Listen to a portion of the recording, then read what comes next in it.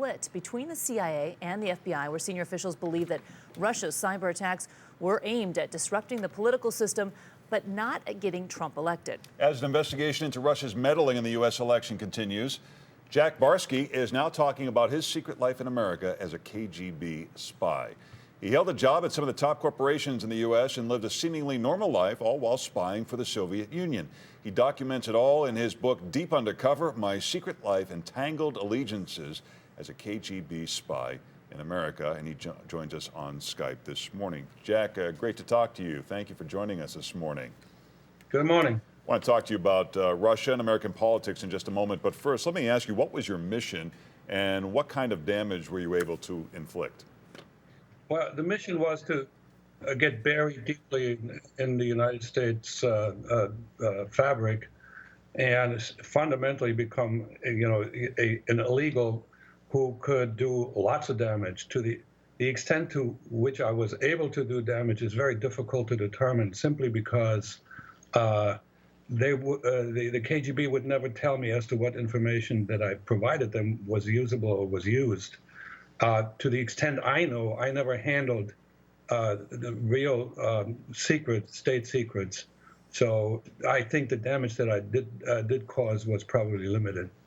But it was more corporate espionage than military stuff. Is that fairly accurate? Computer codes and so forth? Corporate espionage. It was never military. It was primarily political intelligence I was supposed to gather. You were all in as a KGB communist believer. What happened in the U.S. that started to change you? Life happened.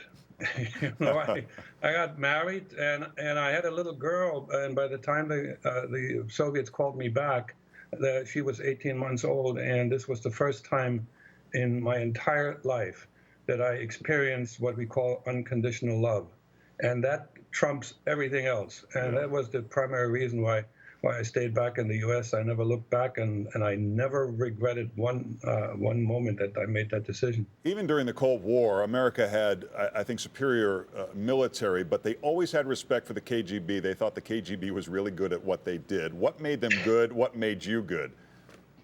Well, what made me good is probably a lot of training from childhood on to become the kind of person that does well in this kind of work. Interestingly enough, my perspective was that the KGB was not doing that well, was not that effective. There were a lot of mistakes that were made, and my very first mistake was my second day in Chicago when I checked into a hotel in the South Side. I entered the United States through Chicago, and I never got any briefing as to what to do and where to go and where not to go in the city of Chicago.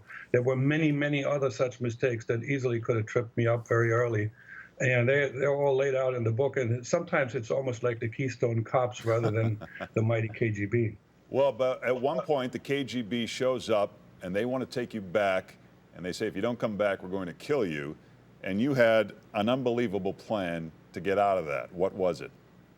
Well, the plan was, it was just a Hail Mary pass, really, like football. I wrote them a Dear John letter in secret writing. Not too many people get to do that. And I quit. And I in the letter I said, I will not come back as ordered because I have contracted AIDS. And the only place where I can get any treatment would be in this country. And then I just sort of secretly and silently prayed that they would accept it, and they did. Huh. Do you live in constant fear that even though many years have passed, that Putin and his regime will come and get you? And I guess the other part of that question is, why didn't the Americans throw you in prison? Okay. The fear, if there's any fear, it would be irrational deep down inside. Rational thinking says, no, I shouldn't fear because my case is too old.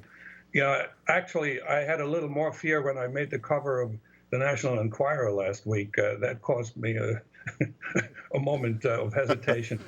Kind of funny. But yeah, sure. The Americans didn't put me in jail, and I can only quote the FBI agent who was in charge of my investigation, who is now a very good friend. He would tell people that I was a whole lot more valuable to the U.S. not in jail and fully cooperating than in jail and costing taxpayer money. Jack, let me take you to present day. Foreign countries always want our secrets, but in the last year or so, from everything you've seen in American politics and these Russian connections, what do you think Putin's game plan is here? Well, this hasn't changed from the days of the Soviet Union.